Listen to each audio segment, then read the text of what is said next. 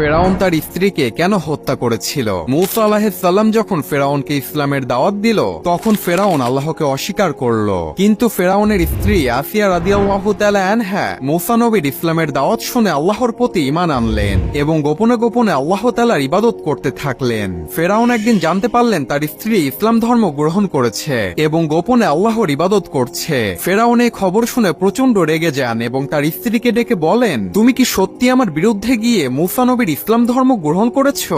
আসিয়া তখন সাহসের সাথে উত্তর দিয়ে বললেন, হ্যাঁ, আমি আল্লাহর উপর ঈমান এনেছি, যিনি সকল কিছুর সৃষ্টিকর্তা। ফেরাউন তখন রাগান্বিত হয়ে তার সৈন্যবাহিনীদেরকে ডেকে তার স্ত্রীর কঠিন শাস্তির ব্যবস্থা করতে বললেন এবং তার স্ত্রীকে নির্মমভাবে হত্যা করা হলো। মৃত্যুর পূর্বে আল্লাহ তাআলা আসিয়া রাদিয়াল্লাহু তাআলা আনহাকে জান্নাতের একটি দৃশ্য দেখালেন, যা দেখে তার মুখ উজ্জ্বল হয়ে গেল এবং সে খুশি মনে মৃত্যুবরণ করলেন। সুবহানাল্লাহ।